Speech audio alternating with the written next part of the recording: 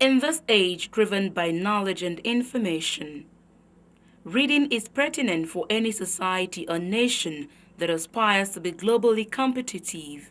For Nigeria, a call has been made for young and old to embrace and promote the culture of reading, as readers are said to be leaders. In a road walk staged in Lagos with the objective of raising awareness on the dearth of knowledge in the educational system, professionals from various walks of life charged Nigerians to reawaken the reading culture. We are working to revive the reading culture in Nigeria. For so many years now, the result of WAEC and SSC has been very bad.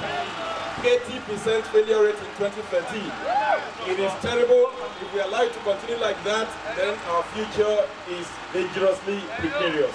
We cannot guarantee that we will have leaders of tomorrow if we allow this to continue. But today we know that a lot of people here, once upon a time, we had what we call the brain drain in Nigeria, because there were very intelligent Nigerians.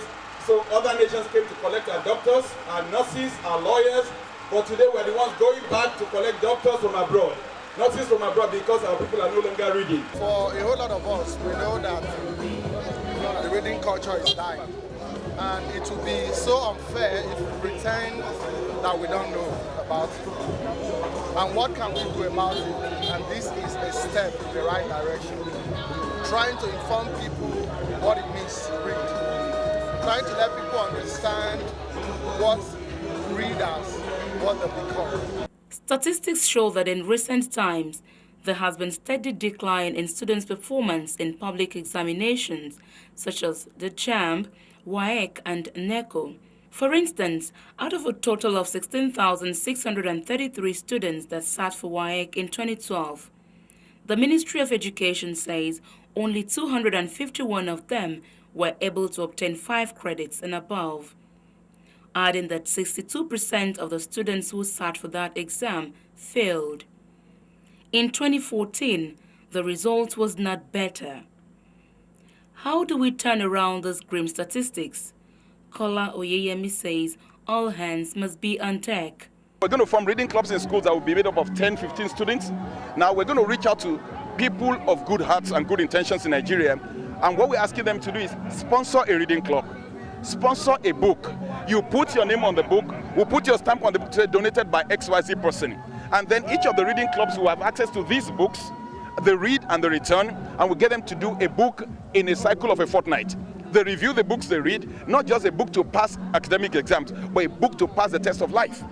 While some people think the internet contributes to poor reading culture of Nigerians, especially young people who spend more time on the internet, participants at this walk say the internet, as a matter of fact, should make people read the more. You can get a child to learn how to read, even when they are using iPad, because the iPad has ABC. It's even easier because there's e-book. So my daughter learns how to read a lot from the iPad. She knows how to, oh, this word is missing. You put C, dash, T, and you put words that she can fill there. So she can put U inside, she can put O inside, she can put A inside. And those are all the things that are on it. It's an app. Now, even with e-books, it's easier to read. For instance, I can't carry my whole library with me, but I have over 3,000 books on my iPad. My view of the internet is a plus, okay? The internet is an information highway. It is open for you to do what you want to with it. Now, the challenge is, what are people doing with it? People would rather surf, do pornography, chat, play games on the internet than look at the resources that are on the internet that are available for people. There are loads of information that can help you expand your mind on the internet. But the question is, if you don't do with it the right things, then you won't get the positive results out of it. So for me, the internet is positive. It is what we do with it. It gives you access to millions of books, millions of modules of knowledge that you can avail yourself of that will make you an international and a globally minded person. But what you do with it is where the problem is. So we're encouraging young people, you have those smart devices on you. I mean, if you look at the last 2013 was 80% failure rate. If these guys have mobile devices, what are they doing with it? Let them do the right stuff, learn mathematics, learn every subject under heaven. You have materials on the internet. Get them, you'll be the better for it. But the question is, they're not doing the right thing. So we're saying, use your smartphones smartly, not dumbly. A young writer, Sharon, says she draws inspiration from reading and encouraged young Nigerians to read. I get my inspirations from books. I read books because my daddy has his own library, so I go there to pick books and read. I write not really novels, just like say 3 pages. I've already written one. I'm working on my second one now.